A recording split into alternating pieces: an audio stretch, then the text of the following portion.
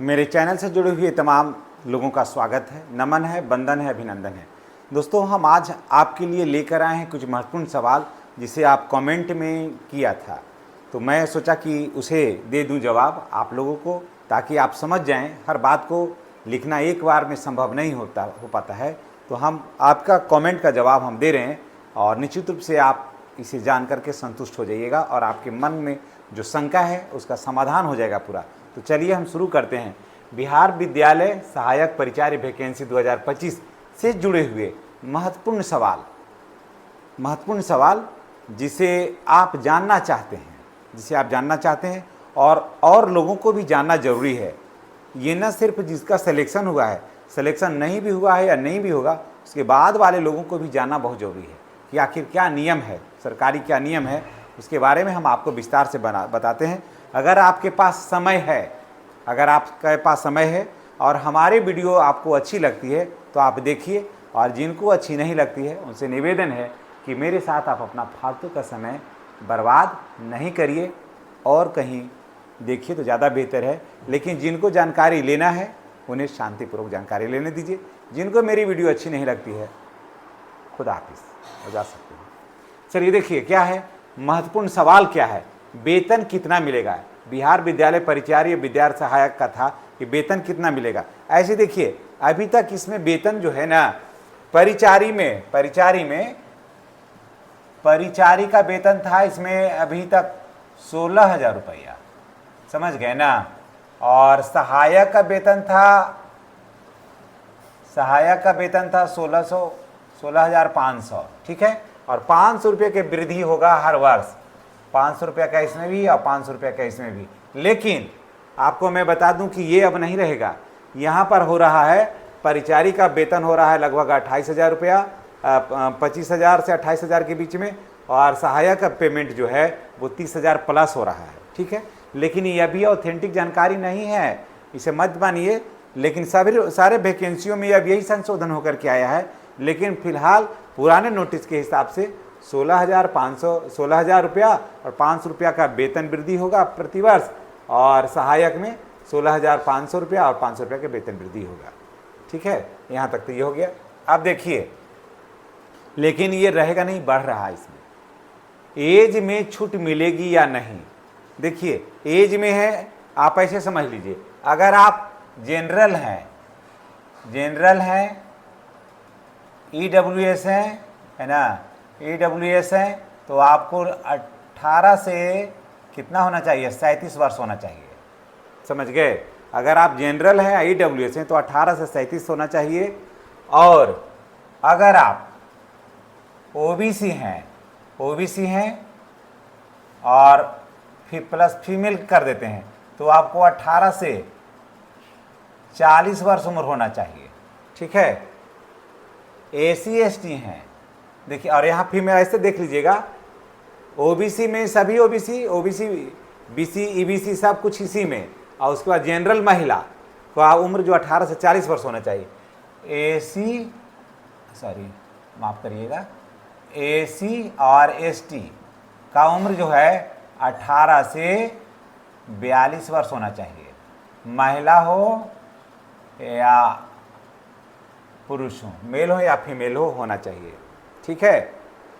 और दोस्तों, चैनल पर नए हैं तो चैनल को सब्सक्राइब कर लीजिए। देखिए ये बहुत ही बेहतरीन जानकारी होगी आपके लिए, ये सब चीज़ को जानना चाहिए। जो इच्छुक हैं, हर तरह के लोग होते हैं जो इच्छुक हैं इसे, ठीक है। फिर मैं कहता हूं कि जिनको मेरी वीडियो अच्छी नहीं लगती है वो देखिए कोई और रास्ता, लेकिन जिनको अच्छी लगती है उनका स्वागत है, ठीक है। वेतन इतना था लेकिन इसमें बढ़ेगा। एज जो है जनरल EWS का 18 से 37, OBC और सभी फीमेल का 18 से 40, SC ST का 18 से 42। इसके बाद अगर जनरल वैकेंसी में हैं आप तो उम्र सीमा में छूट नहीं मिलेगी, एक। फिर दूसरा है, यहाँ पर फिर आएंगे ऐसे, यहाँ पर नहीं मिलेगी। जो जनरल भरेंगे उनके लिए, फिर जो अनुकंपा के आधार पर भरेंगे उनके लिए नीचे है मैटर कि जनरल के लिए एक स्टूडेंट मांग रहे थे कि बताइए सर कि छूट मिलेगा कि नहीं। अगर इसको पार कर रहे हैं तो छूट बाबू यहाँ नहीं मिलेगी आपको, फिर बेकार हो जाएगा। अब तक कितने जिले में अनुकंपा के आधार पर भर्ती फाइनल हुआ है, तो देखिए लगभग 25 जिला में जो है ना, 25 जिला में, लगभग 25 जिला में फाइनल, 25 दिना में जो है ना वो फाइनल हो गया है, फाइनल हो गया है, फाइनल हो गया 25 जिला में। कुछ जिला बाकी है, समझ गए, कुछ ही जिला बाकी है, बाकी फाइनल है, और कुछ का अभी नेट पर शो नहीं कर रहा है, लेकिन 25 जिला में मान के चलिए कि लगभग फाइनल हो गया है, समझ गए। कुछ आप लोग अपने डीओ ऑफिस में जा कर के भी थोड़ा पता कर लेते तो ज़्यादा बढ़िया है कि वहाँ का क्या कंडीशन है, कारण कि बहुत सा जगह जो है ना वो नेट पर दर्शा भी नहीं रहा है, और मैंने मांगा भी था तो वहाँ से अभी आया भी नहीं है, तो वहाँ पर हल्का सा प्रॉब्लम हो रहा है मुझे भी बताने में। लेकिन जैसे जैसे जैसे देखिए अररिया ज़िला में जो है वो फाइनल है, लखीसराय भी लगभग, सारण, सिवान, सुपौल, पटना, मुजफ्फरपुर, ये सब जगह जो है, और भी बहुत सारा जगह फाइनल हो गया है, ठीक है। और लगभग 25 जिला में फाइनल है, ऐसे जानिए। और कुछ जिला जो है अब रह गया है, वहाँ भी आज है 4 तारीख, 6 तारीख तक कुछ सबको फाइनल हो जाना है, 6 से 7 तक, या अधिक से अधिक 9 के अंदर में ही सबको फाइनल होना है, बीच में छुट्टी भी है, थोड़ा फाइनल हो जाना है। जनरल की बहाली कब तक आएगी, ठीक है, अब जनरल यहाँ तक कन्फ्यूजन दूर हो गया होगा। जनरल की बहाली कब तक आएगी, तो जनरल की बहाली 15 सितंबर तक, सितंबर तक आने की संभावना है, बशर्ते अनुकंपा वाला समाप्त हो जाए। सबसे बड़ा रोड़ा जो है ना इसमें अनुकंपा की बहाली है, बाकी इसका सारा कुछ जो है वो बिल्कुल तैयार है। जनरल की बहाली 15 सितंबर तक, इसको फाइनल 9 से पहले ही इसको फाइनल करके देना है, तो 15 तक किसको अनुकंपा की बहाली 15 सितंबर, जनरल बहाली 15 सितंबर तक आने का पूरा 100% संभावना है।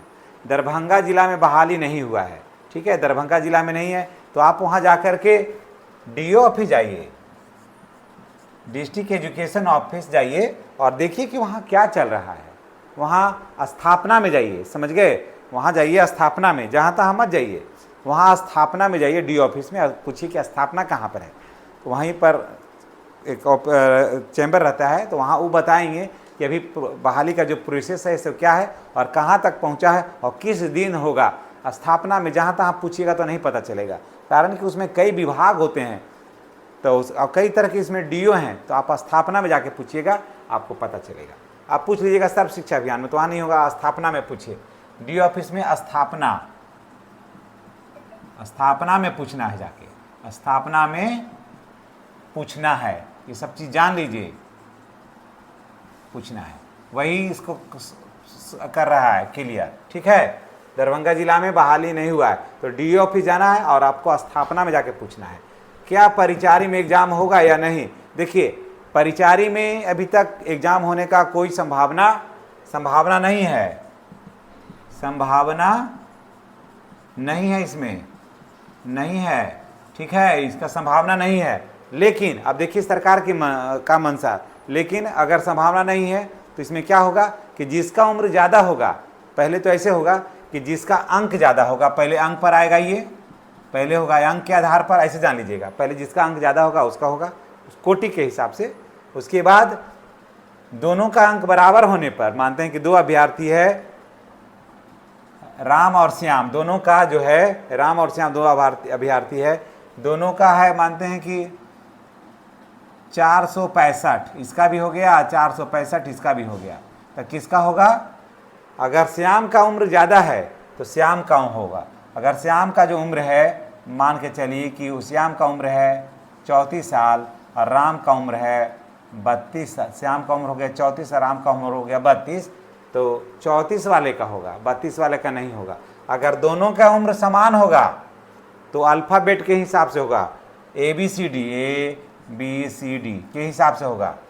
अगर परीक्षा नहीं हुआ तब इस तरह का होता है, समझ गए ना।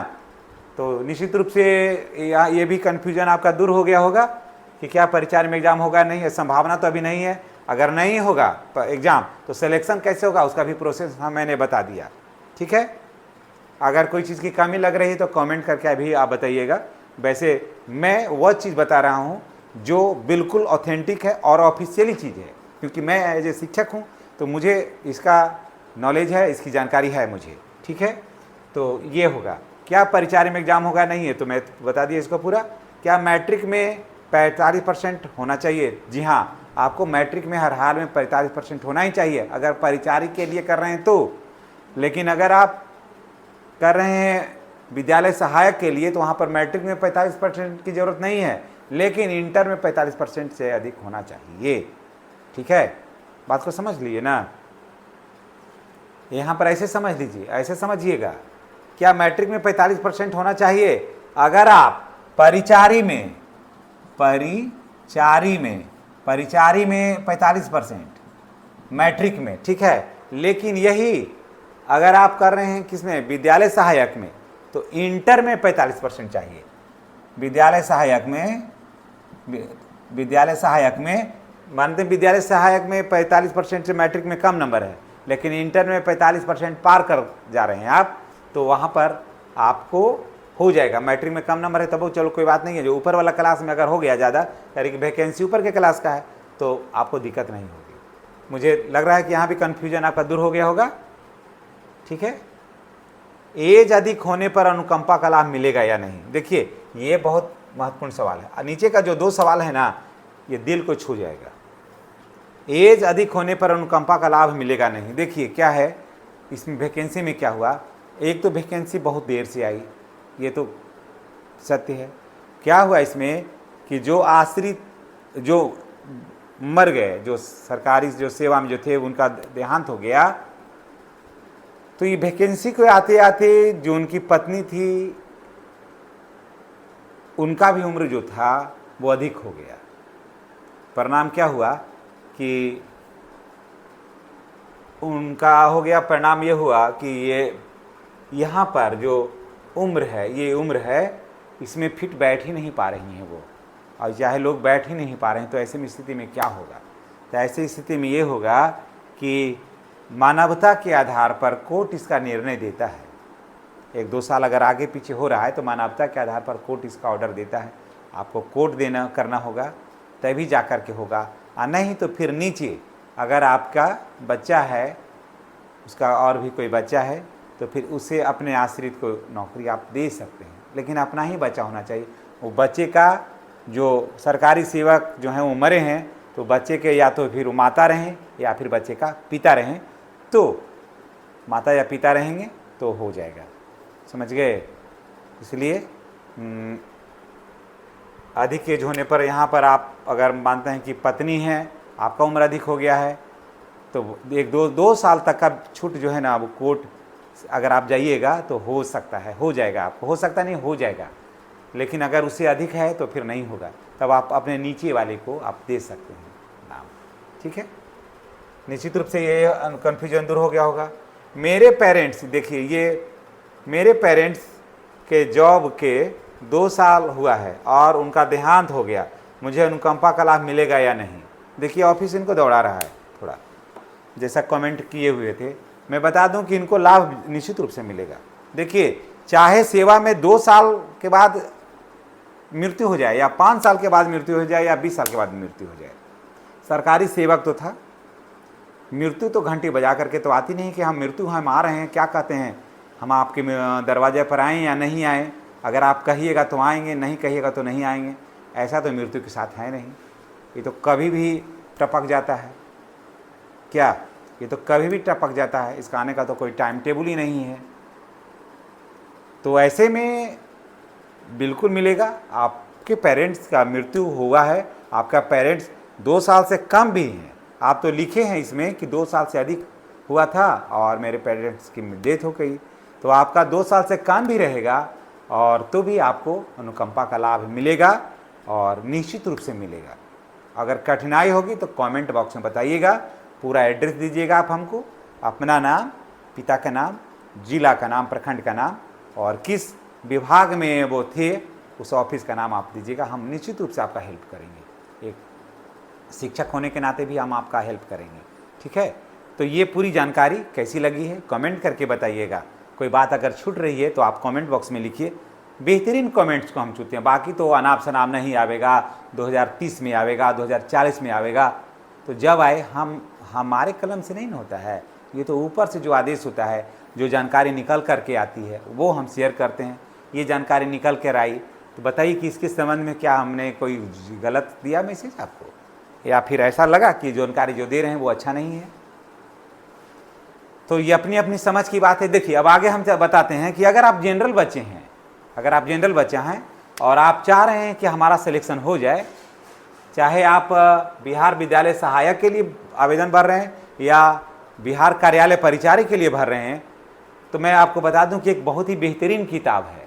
कई बच्चों ने दिया था कि सर किताब का नाम बताइए, तो मैं आपके लिए ढूंढ के लाया हूँ बहुत ही बेहतरीन किताब। ये किताब को हमारे बच्चे भी पढ़ते हैं, समझ गए, और भी बच्चे शिक्षक भी हुए, तो और बच्चे तैयारी भी कर रहे हैं। तो ये सब के लिए मैं बता देता हूँ कि देखिए किताब का नाम है बिहार जनरल नॉलेज, है किनका है, मनीष रंजन सर, जो आईएएस हैं मनीष रंजन, तो मनीष रंजन सर के द्वारा लिखा हुआ ये किताब है। अब बहुत ही बेहतरीन किताब है, बिहार के एक एक बिंदु को छुआ है ये किताब। मनीष रंजन बहुत ही फेमस आईएएस हैं, बिहार के ही हैं, उन्होंने सारे विषय को बहुत ही बेहतर तरीके से टच किया है। तो आप इन किताब को लीजिए। किताब का दाम है 500 रुपया, लेकिन अगर आप मेरे डिस्क्रिप्शन बॉक्स में जा कर के इसे लेते हैं, आप वहाँ लिंक दिया हुआ है, तो आपको 250 रुपया में एक किताब आपको मिल जाएगा, यानी कि 215 रुपया का आपको लाभ होगा। ठीक है, तो हमसे जुड़ने से आपको कई तरह का लाभ हो जाएगा। तो ये किताब, अगर किताब का तलाश में हैं आप, तो ये किताब आपको घर में होना ही चाहिए। और ये दूसरी बात है कि ये जो किताब है ना, ये पुराना नहीं होता है, ये ऑथेंटिक जानकारी है बिहार का। कुछ आंकड़े ही सिर्फ बदलते हैं, इकोनॉमिकली जो आंकड़े हैं सिर्फ वही बदलते हैं, बाकी सारे आंकड़े जो है ना वो वही रहता है। तो ये किताब Bihar general knowledge, IAS Manish Ranjan लिखा हुआ रहेगा, उनका किताब आप लीजिए। सभी बड़े जनरल बुक डिपो में वो सब उपलब्ध है, जो किताब की दुकान है वहाँ पर उपलब्ध है। तो निश्चित रूप से आपको सफलता मिलेगी। इन्हीं बातों के साथ मैं आपसे अब विदा लेता हूँ। नेक्स्ट वीडियो में हमारी और आपकी पुनः मुलाकात होगी। अगर मेरी चैनल पर नए हैं और हमसे जुड़ना चाहते हैं तो चैनल को सब्सक्राइब कर लीजिए और बेल आइकन को दबाइए, ताकि हमारा और आपका कनेक्शन सीधा सीधा होते रहे। शेष आपकी मर्जी। धन्यवाद। जैसा आप उचित समझें करें।